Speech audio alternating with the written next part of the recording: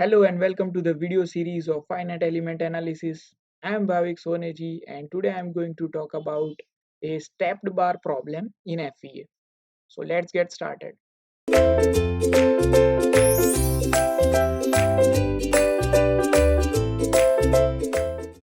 So in the previous video we have defined the shape function and stiffness element matrix for 1D element.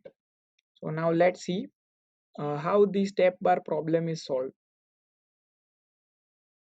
So these are the real life example of step bar problem.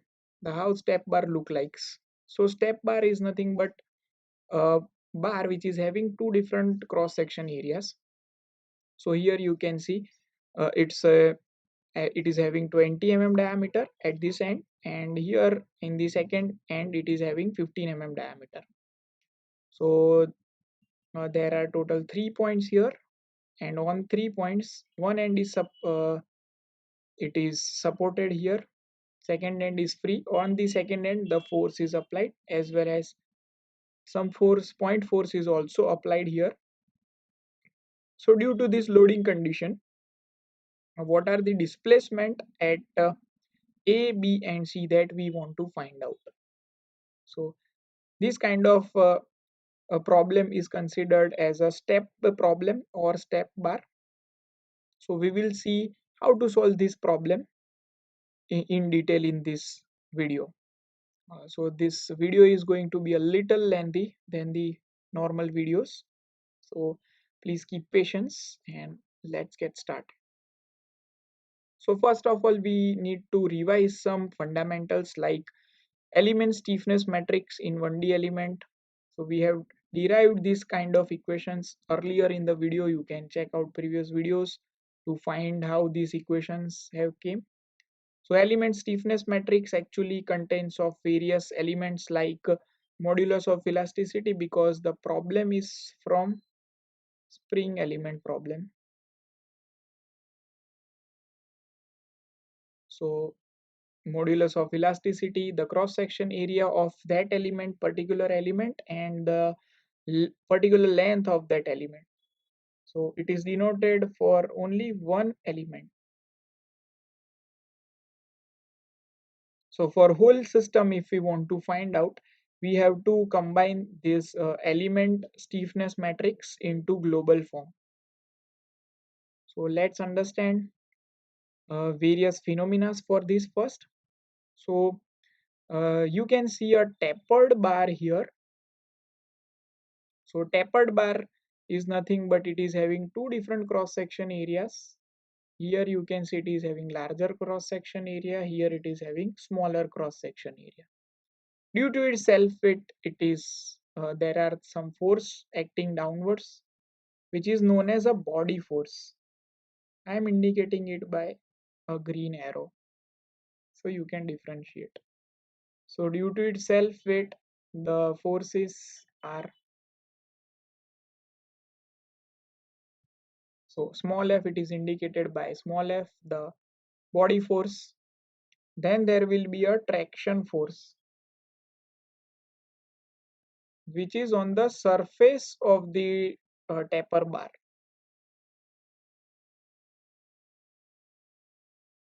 So it can be anything like surface shear or viscous drag, anything. So this figure is in the 2D, so that's why I cannot show the whole thing, but you have to imagine on the whole surface of the bar it is applied. And important and most important force that is applied externally, it's a point load. Here you can see there are 2 points, point P1 and point P2.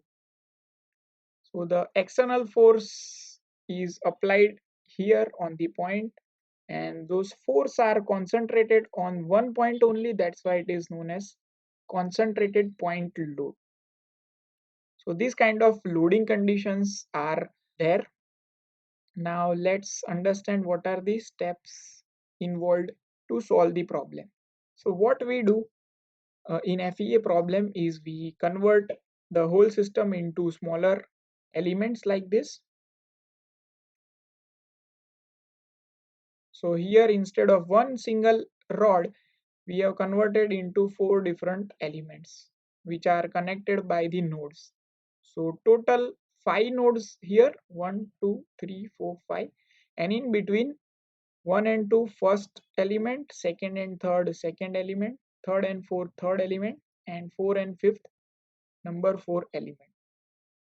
So the non-uniform cross-section area is now converted into a uniform cross-section area, so that we can calculate the displacement easily. So that's why we have converted into a uniform bar now. So what we will do, we will find the deflection due to this kind of force loading condition.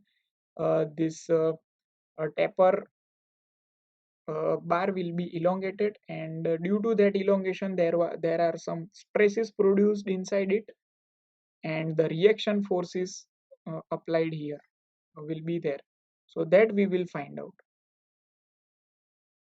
So here you can see, so here due to force 1 there are some deformation, respective deformations, same for this thing.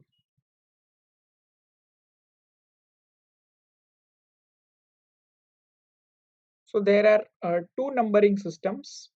This is the free body diagram of the same problem.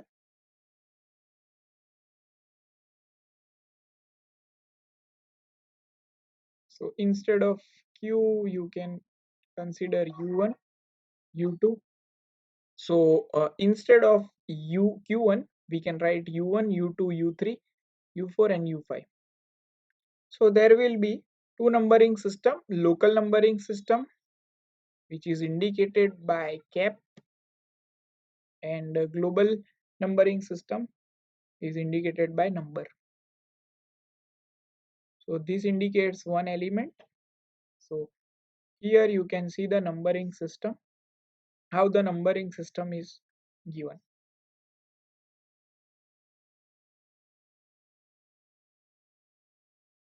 So these are the three things you have to remember to solve the problem. Numbering, how numbering system is done, the forces, what are the types of loading conditions. So now let's solve the problem. So here you can see problem is given. The description of problem is written here. There is a stepped bar which is under subjected to the point load at point number P2,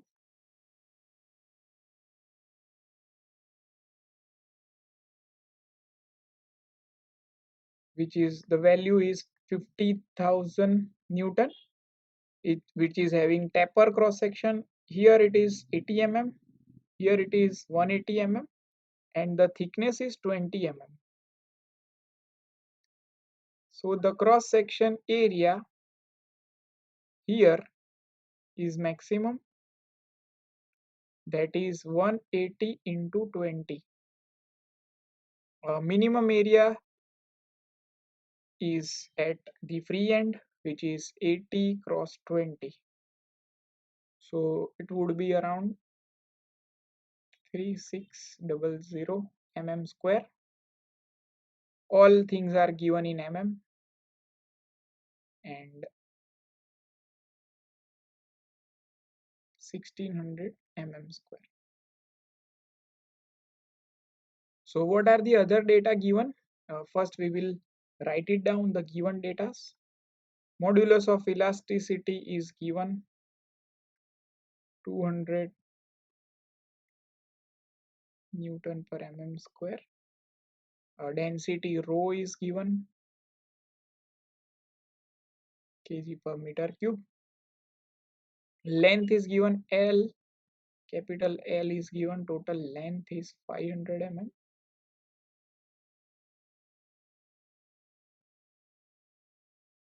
And at which point the point P1 is given, that is 300 mm. So these are the data given to us. What we need to find out, due to this load, determine the nodal displacement.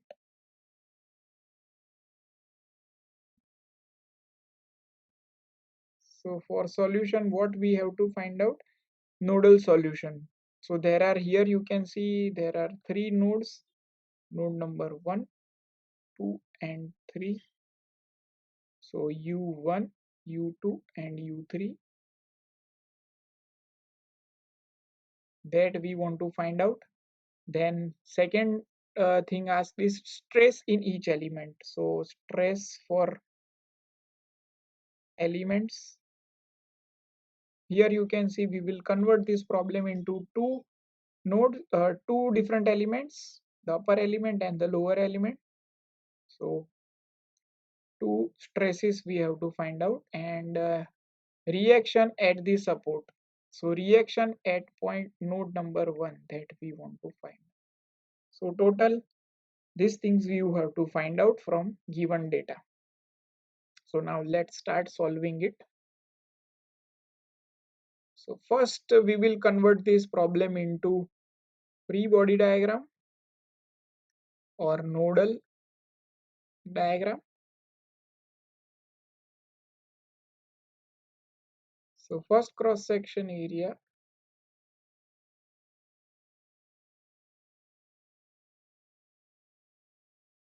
second cross section area for second element.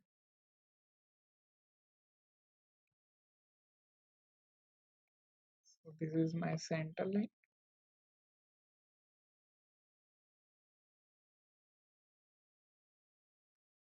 So the load is acting at this point, which is P2. Element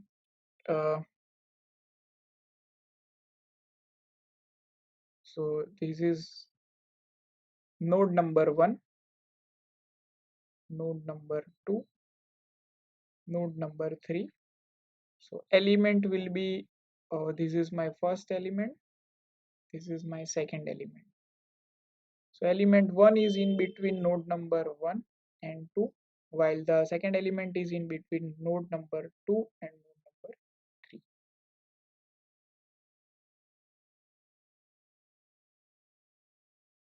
So element and node. Then loading condition we have to draw. Now due to this loading condition, there will be some deflection here. So it is indicated by U1. At node number 2, there will be some deflection, U2. Same for load number 3, there will be some deflection, U3. So this thing we have to find out. So now first, you have seen this equation, this element stiffness matrix equation. So first we will develop this element stiffness matrix first for first element, same for second element. Then we will combine it for global stiffness matrix. So just let me write it down first. First, for element number 1, the area, the average area we have to take. So for element number 1, it will be 36 plus 2400 divided by 2. So it would be 300 mm square. For element number 2, area will be 600, 2400 plus 600 divided by 2, that is 2000 mm square. And E is given, E1 is given. So E1 equal to E2 because it is made up of same material, that is 200 into 10 raised to 3. L1 is 300 mm, L2 is total 500 minus 300, so it would be 200 mm. So now let's find out what is K1. So A1, E1 divided by L1, 1 minus 1 minus 1, 1. Same for K2, A2, E2 divided by L2, 1 minus 1 minus 1 1. So same thing we can do here. You can find the k1 by putting all these value in this equation. We will get a k1 is equal to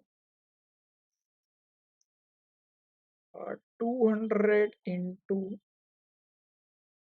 10 raised to 4 1 minus 1 minus 1 1, and k2 also same 200 into.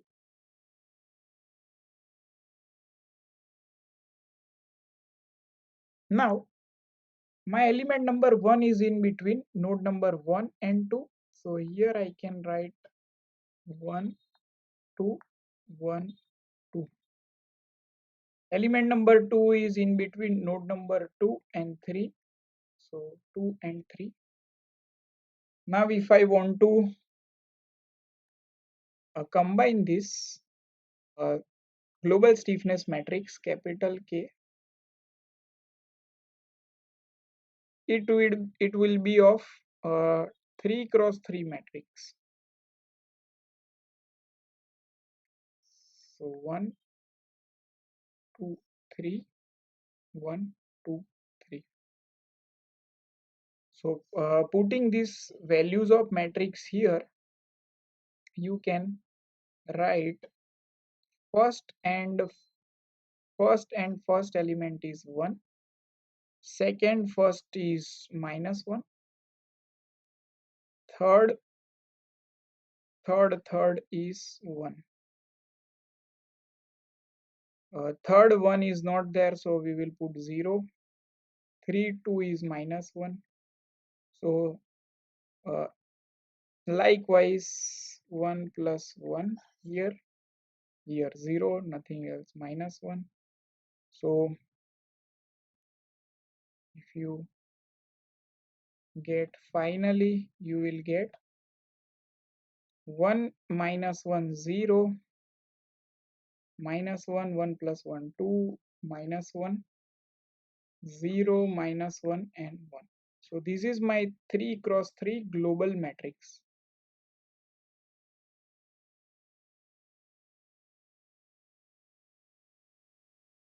So now let's move to the next. So now we have find out the global stiffness matrix.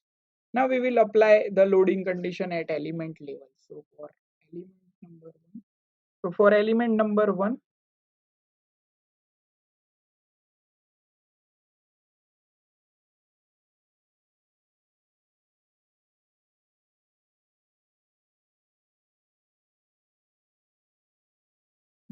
F1 force 1 will be A1 L1 into F1 divided by 2 1 by 1.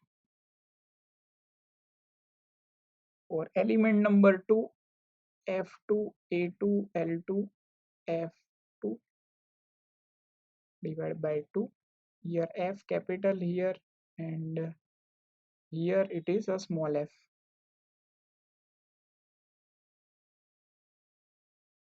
So by combining these two in the, so here first it is at first and second node, here it is second and third node. So global force vector will be capital F, F1, F2 plus point load, that is Pi.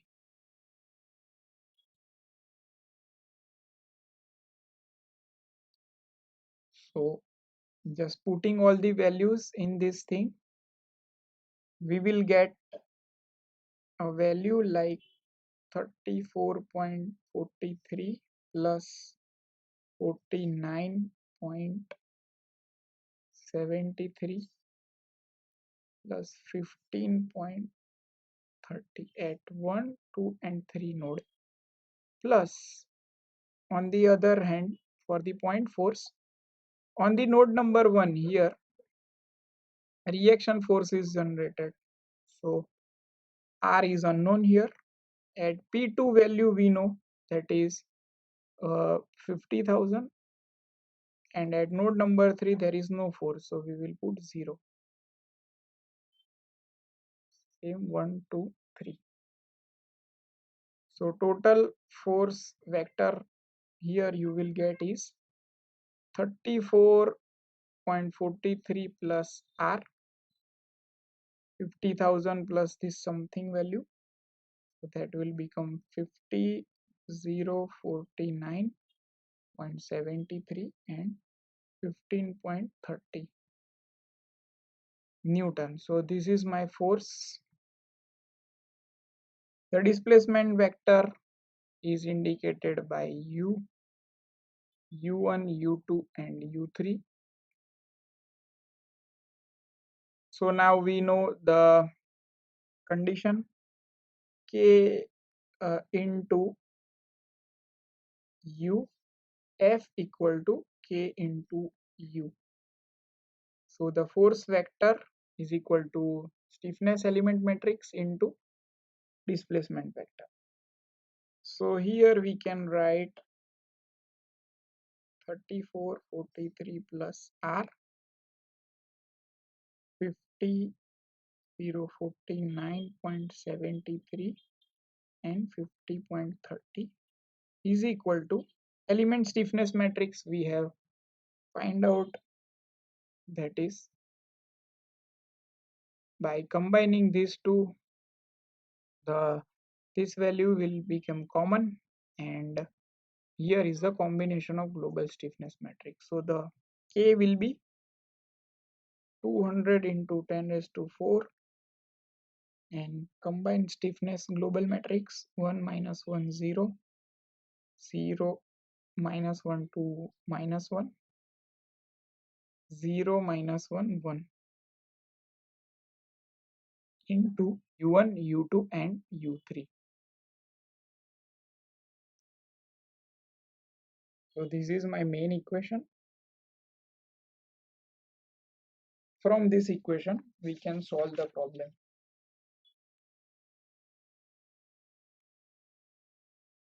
So by solving these equations,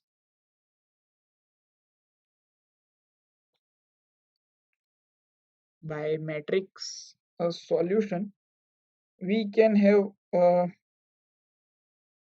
three different equations like 2u2 minus u3 equal to 0.025, 0.5 u3 equal to 0.012, and u3, so u3 will be 0.025 mm.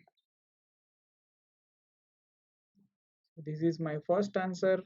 We have got the value of at this unit, at this node number 3. Putting this value into other equations, u2 will be 0.025 same, and u1 is at fixed, so u1 will be 0.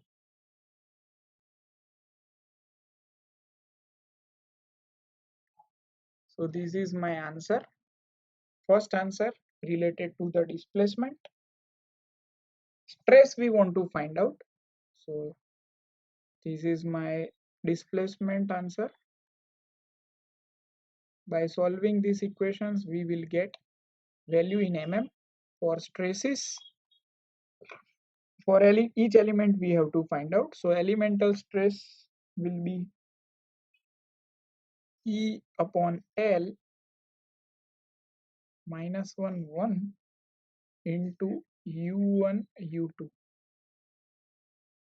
So putting all this value, the stress value will be for sigma 1 will be equal to, we know all this value, E value, L value, and now we have find out the u1 and u2 as well. So putting the value, we will get 16.68 Newton per mm square.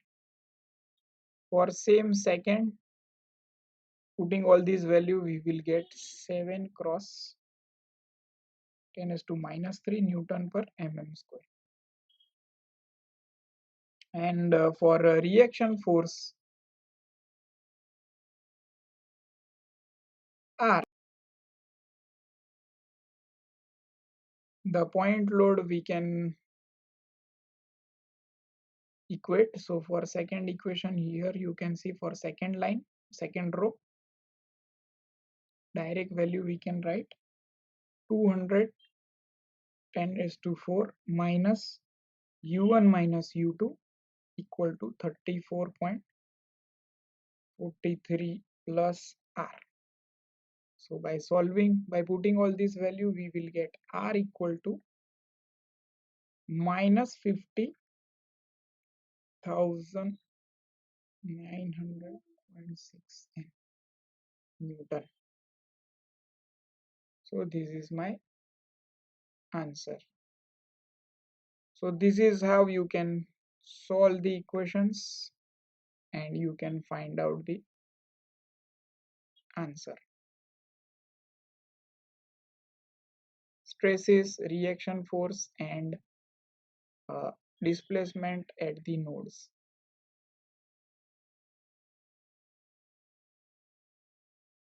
So hope you find it useful. Thank you.